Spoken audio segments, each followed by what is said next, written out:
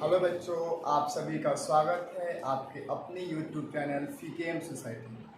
तो आज से हम लोग स्टार्ट करने वाले हैं 12th के केमिस्ट्री का रिवीजन, जिसमें हम प्रत्येक चैप्टर का इन शॉर्ट वीडियो लेकर आएंगे, जो बिहार बोर्ड में उस टॉपिक से हर साल सब्जेक्टिव या ऑब्जेक्टिव क्वेश्चन पूछता है।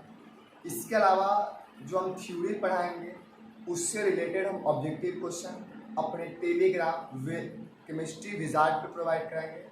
तो चलिए हम लोग मिलकर पढ़ते हैं और बेहतर नंबर उठाने का प्रयास करते हैं केमिस्ट्री। तो आप अगर कुछ भी नहीं जानते होंगे 12th का, तब भी आपके लिए वीडियो यूजफुल होगा। आपको एक एक पॉइंट समझ में आएगा, क्योंकि एकदम शुरू से बताया जाएगा कि आखिर कैसे पढ़ना है और कैसे बिहार बोर्ड के केमिस्ट्री में बेहतर नंबर उठाना है।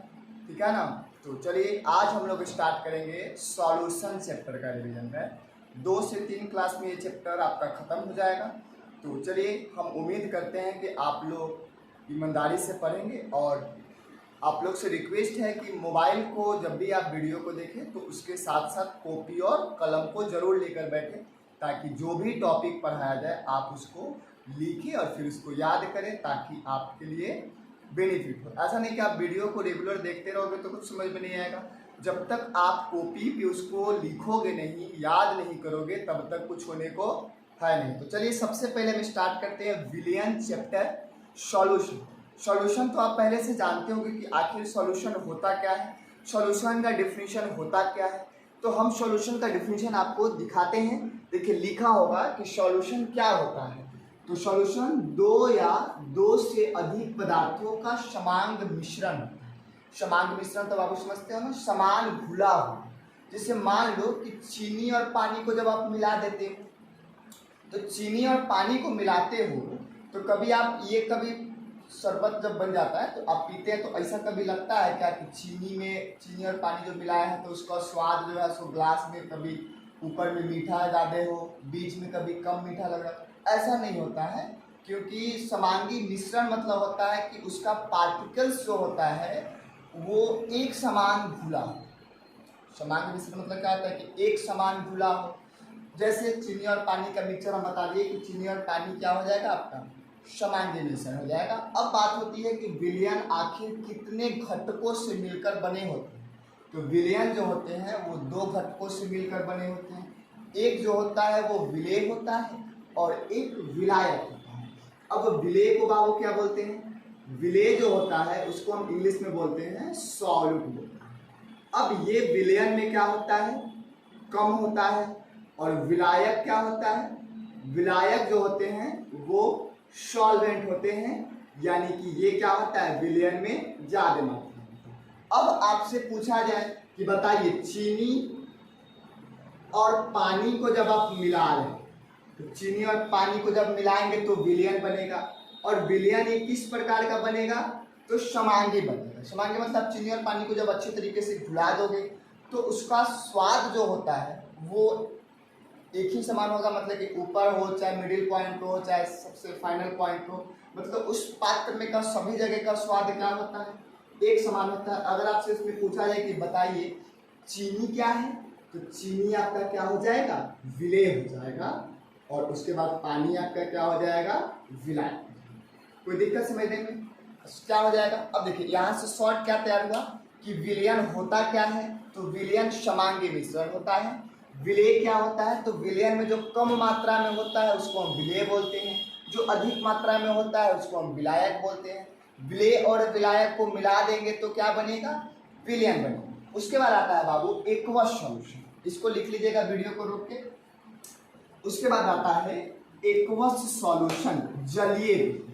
क्या आता है बाबू, जलीय विलयन, एक्वस सॉल्यूशन यानी कि जलीय विलयन। जलीय विलयन क्या होता है, एक्वस सॉल्यूशन होता है। कौन सा सॉल्यूशन होता है, एक्वस सॉल्यूशन होता है, एक्वस सॉल्यूशन। अब क्या होता है बाबू, नाम से स्पष्ट है, जलीय विलयन वैसा विलयन जिसमें जल की मात्रा क्या होता हो, अधिक होता हो, उसको हम क्या बोलते हैं, जलीय विलयन बोलते हैं। अजलीय विलयन क्या होता होगा, वैसा विलयन जिसमें जल की मात्रा कम होता हो, उसको हम क्या बोलते होंगे, अजलीय विलयन बोलते होंगे।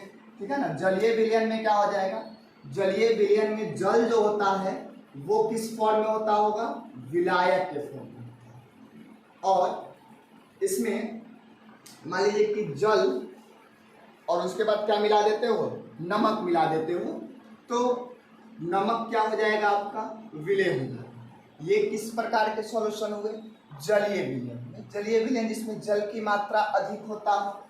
अजलीय विलयन क्या हो जाएगा, अजलीय विलयन क्या हो जाएंगे, तो non aqueous solution, non aqueous solution. Non aqueous solution क्या होगा बाबू, जिसमें जल की मात्रा जो हो वो क्या हो, कम हो।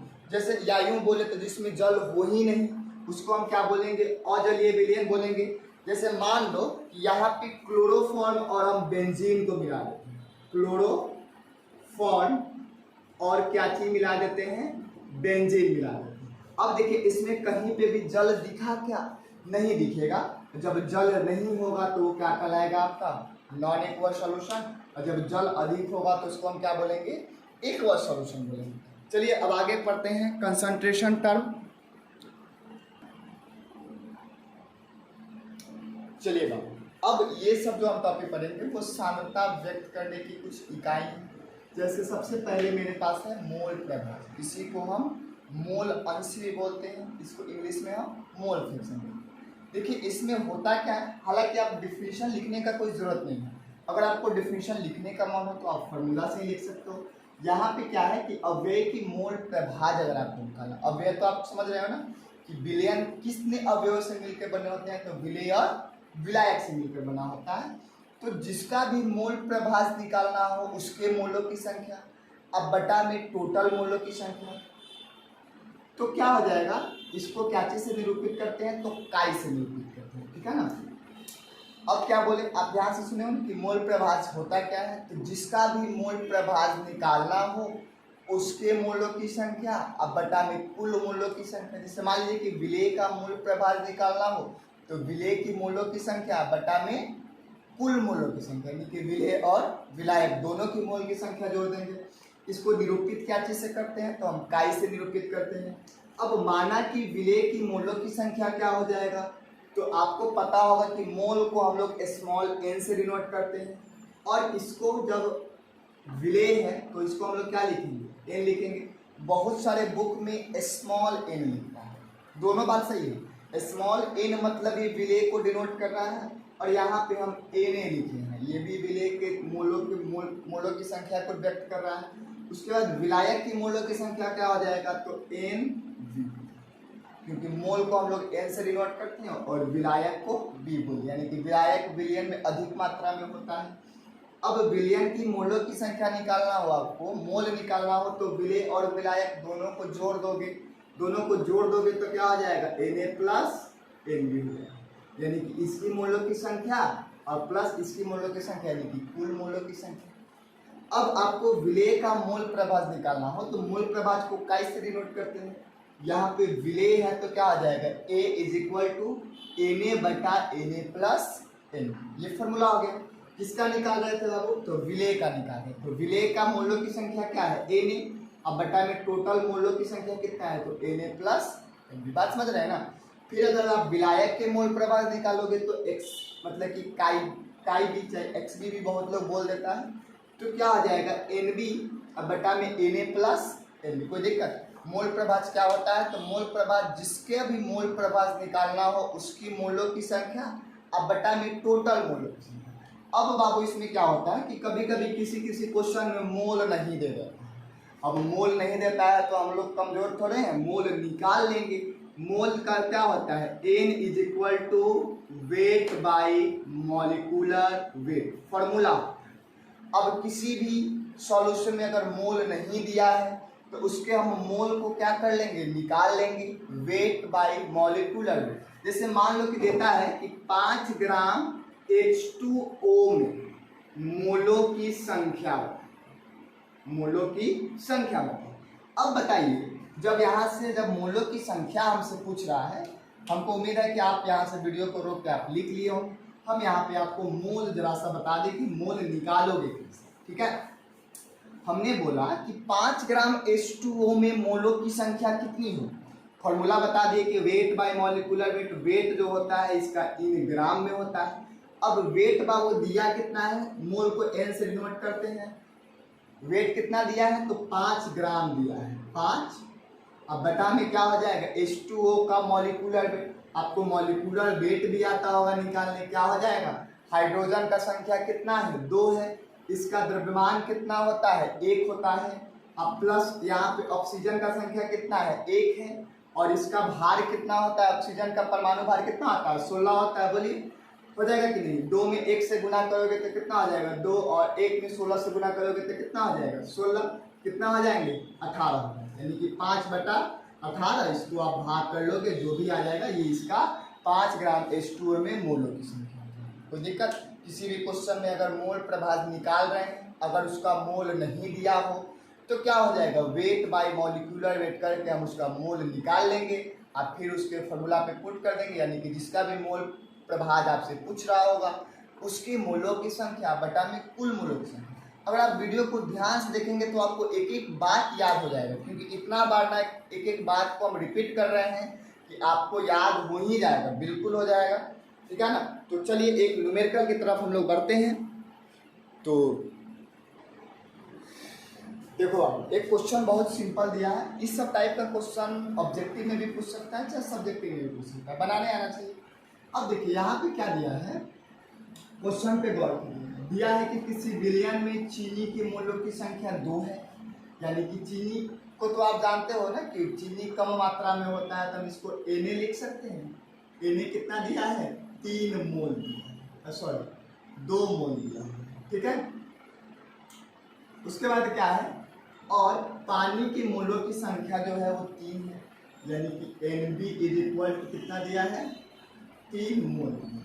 तो हम यहाँ से Na प्लस Nb कर लेंगे तो क्या हो जाएगा 2 प्लस 3 मोल हो जाएगा, यानी कि कितना मोल हो जाएगा 5 मोल। अब आपसे पूछ रहा है कि चीनी और पानी का मोल प्रभाज निकालिए। तो चीनी और पानी का मोल प्रभाज निकालना होगा तो चीनी की मोलों की संख्या यानी कि Na अब बटा में कुल मोलों की संख्या, तो क्या हो जाएगा Na प्लस Nb हो जाएगा।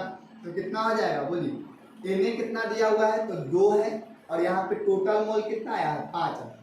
इसको कैलकुलेट कर लीजिएगा तो ये हो जाएगा क्या चीज, जो भी कैलकुलेट कर लोगे आपका आंसर आ जाएगा। उसी तरह आप XB निकाल लोगे तो XB बराबर क्या हो जाएगा Nb अब बटा में Na प्लस Nb हो जाएगा। तो चीनी के मोलों की संख्या कितना दिया हुआ है तो 3 दिया है, और इसका कितना आ जाएगा 5, कैलकुलेट कर लोगे तो इसका हो जाएगा। अब देखिए एक बात आपको हम बता दें कि कभी भी विलेय और विलायक को जब हम मिलाते हैं, क्या चीज मिलाते हैं, विलेय और विलायक को मिलाते हैं, यानी कि विलेय यानी कि X और प्लस XB जो होता है वो 1 के बराबर होता है। विलेय और विलायक को मिलाते हैं तो किसके इक्वल टू होता है, 1 के इक्वल टू होता है। अगर आप कहिएगा तो हम इसको प्रूफ करके दे सकते हैं। इसका क्या होता है, XA का फॉर्मूला जरा साफ याद कीजिए, क्या हो जाएगा, जिसका भी मोल प्रभाज निकालना हो उसके मोलों की संख्या बटा में कुल मोलों की संख्या। तो क्या हो जाएगा Na अब बटा में क्या हो जाएंगे Na प्लस Nb, अब प्लस क्या आ जाएगा Nb बटा Na प्लस Nb हो जाएगा कि नहीं। इसका ये फॉर्मूला हो गया और इसका ये फॉर्मूला हो गया। यहाँ से क्या कर लेंगे हम लोग Na प्लस Nb का एलसीएम ले लेंगे। तो सिंपल सी बात है कि जब एलसीएम ले लेंगे तो इससे ही कट जाएगा ना, तो क्या आ जाएगा Na, और इससे ये कट जाएगा ना तो क्या आ जाएगा Nb, यानी कि इससे ये कट गया था क्या होगा 1, यानी कि एक से याद रखिएगा ऑब्जेक्टिव क्वेश्चन पूछता है कभी कभी कि XA प्लस XB यानी कि विलेय का मोल प्रभाज और विलायक का मोल प्रभाज जो होता है वो किसके बराबर होता है 1 के बराबर, ठीक है ना। कोई दिक्कत, यहाँ से आप नोट डाउन कर लीजिए और अपने से भी बनाने का प्रयास करेंगे। और चलिए दूसरे न्यूमेरिकल की तरफ हम लोग बढ़ते हैं।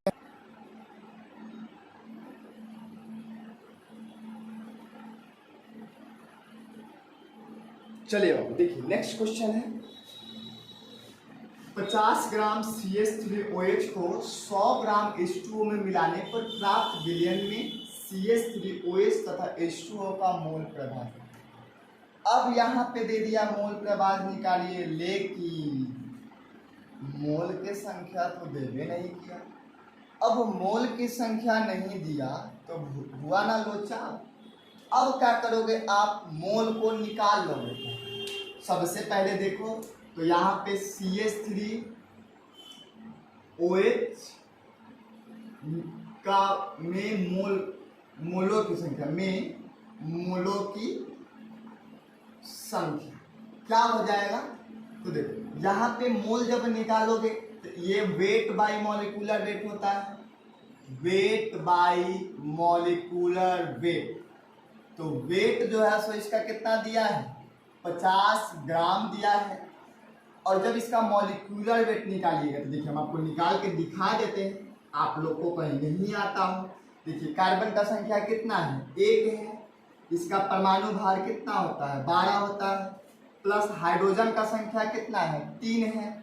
इसका भार कितना होता है, 1 होता है। प्लस ऑक्सीजन का संख्या कितना है, 1 है। इसका भार कितना होता है, 16 होता है। प्लस यहाँ पे हाइड्रोजन का संख्या क्या है, 1 है।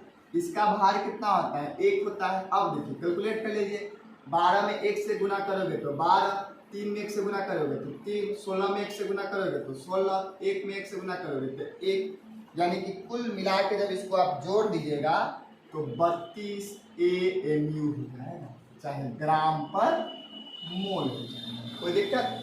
अब ये आपका वेट जो है सो ग्राम में है और इसके जगह पे क्या पुट कर दोगे, 32 ग्राम पर मोल। तो ग्राम से ग्राम तो कट जाएगा, तो कितना हो जाएगा बाबू, 50 में जब आप 32 से डिवाइड कर दोगे तो ना आगे निकाल लिया जाएगा, इसको अभी रहने दीजिए। उसके बाद क्या हो जाएगा, H2O में मोलों की संख्या, H2O में मोलों की संख्या क्या हो जाएगा, बोलिए। वेट कितना दिया हुआ है, 100 दिया है।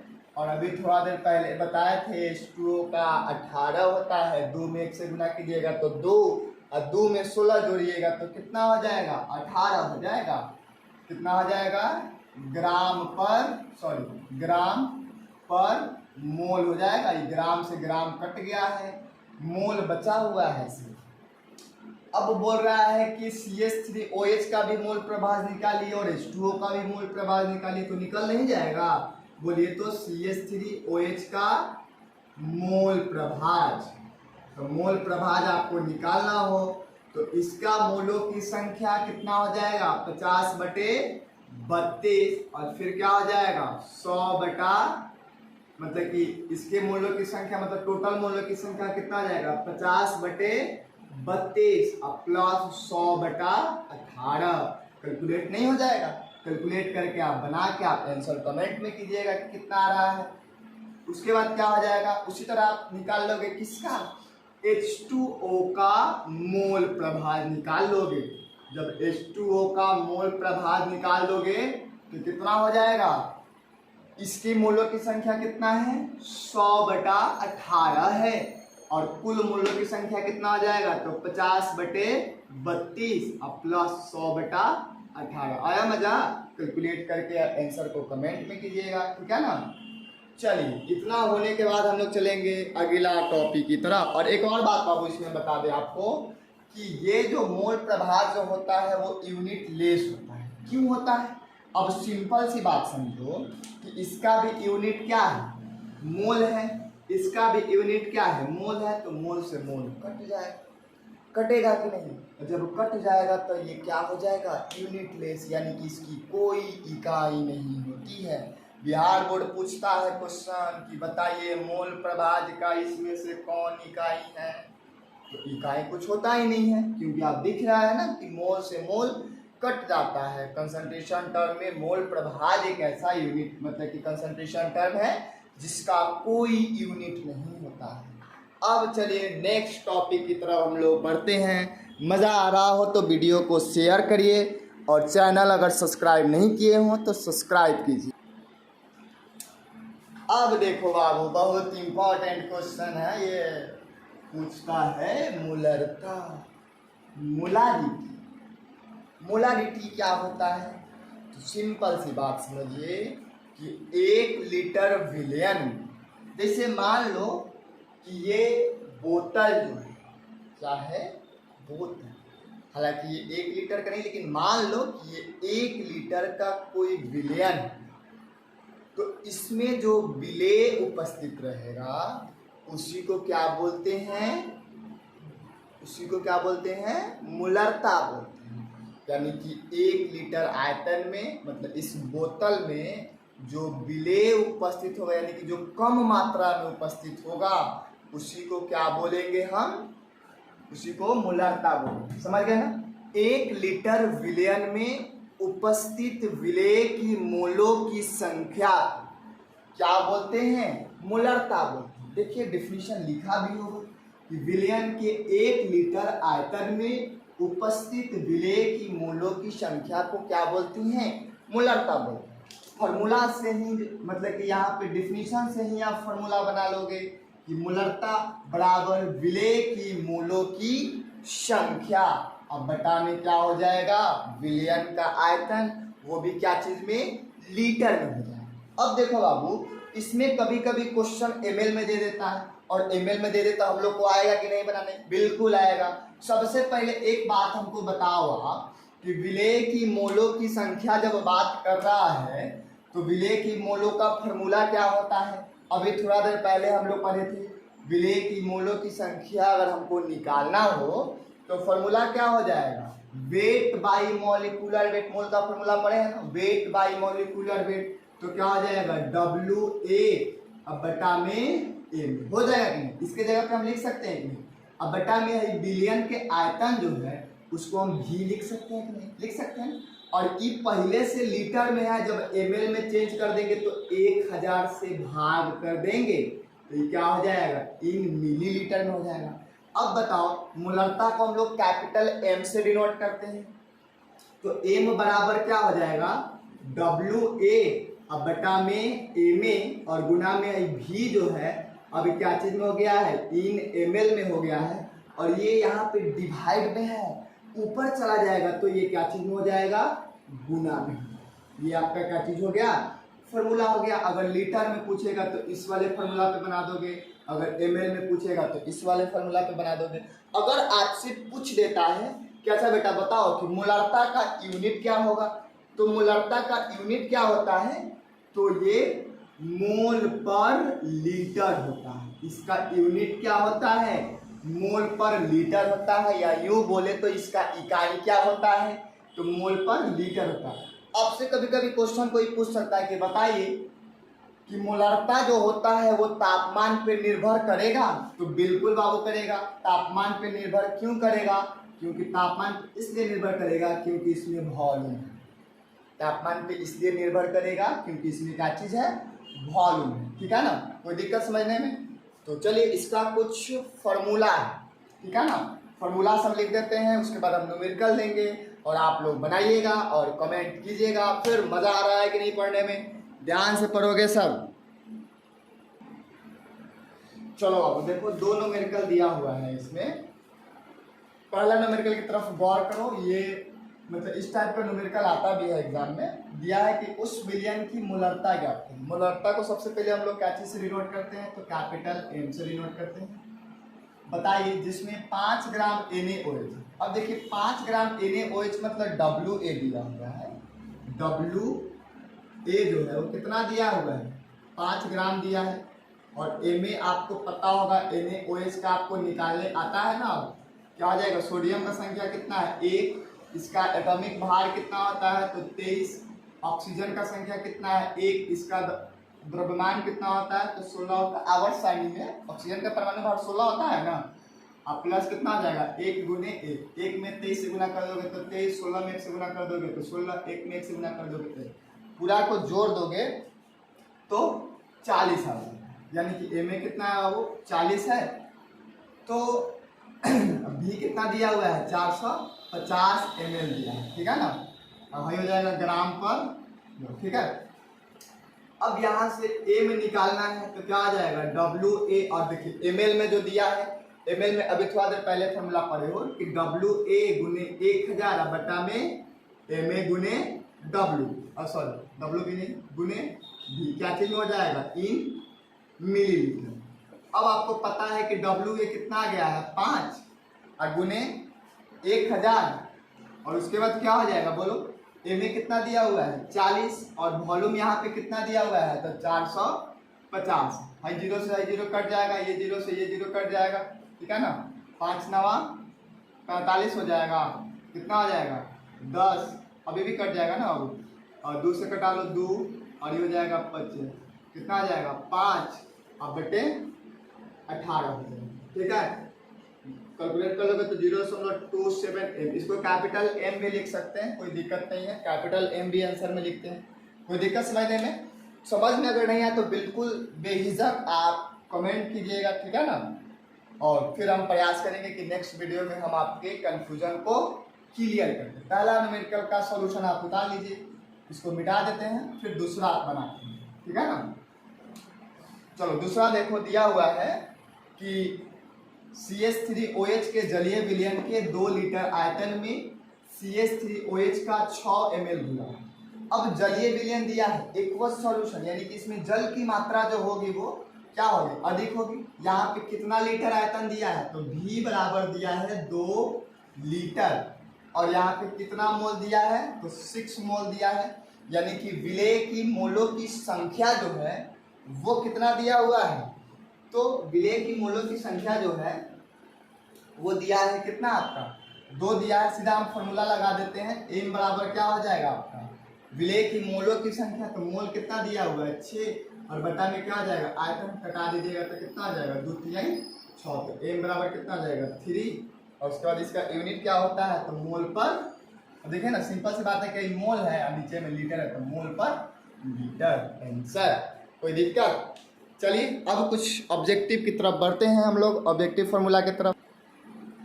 अब देखो बाबू, ये जो है सो ऑब्जेक्टिव टाइप क्वेश्चन है, कभी कभी MCQ क्वेश्चन पूछता है। हालांकि टॉपिक का नाम भी हम लिख दिए कि तनुकरणीय की मूलकता है। हालांकि तनुकृत करने का आप 11th क्लास में पढ़े होंगे कि कभी भी जब हम 2 विलयन को तनुकृत करें तो M1 इंटू V1, मतलब कि जब मोलरिटी की हम बात कर रहे हैं तो M1 इंटू V1, मान लीजिए कि यहाँ पे एक सॉल्यूशन है, इसको जब हम तनुकृत कर रहे हैं तो ये क्या आ जा रहा है M2 इंटू V।